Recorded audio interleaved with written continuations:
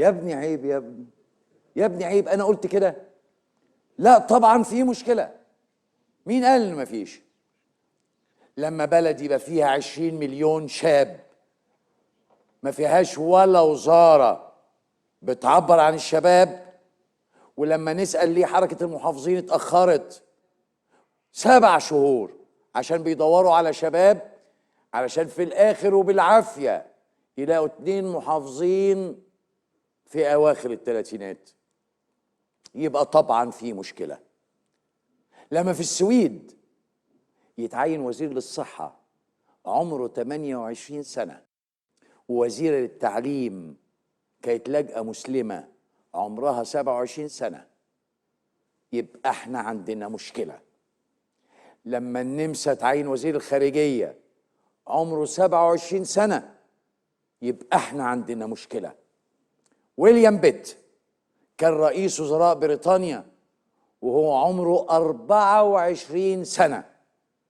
جارتول كان رئيس بلدية في كنساس وهو عمره 22 سنة.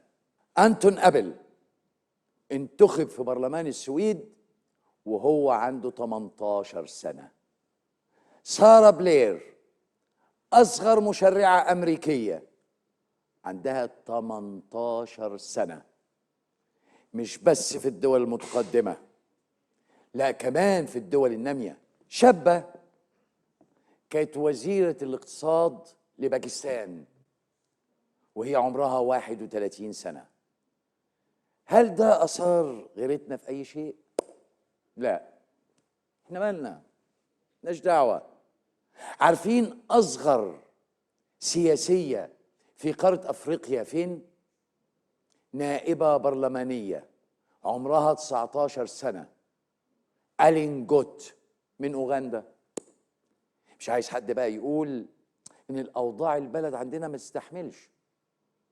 لما تبقى جورجيا البلد اللي لسه خارجة من حرب وكمان اقتصادها في وضع صعب، من 2 يرأس مجلس وزرائها شاب عنده 29 سنة ويعمل تغييرات جذرية، وكان قبلها وزير داخلية. يبقى احنا بقى ملناش حجة. الحمد لله على السلامة يا راجل. فرحان قوي. وانت قاعد بسلامتك بتعمل ايه بقى؟ غضبان وبتندب حظك؟ انا بحاول اواجه نفسي بشجاعة، حاول انت كمان تواجه نفسك بشجاعة.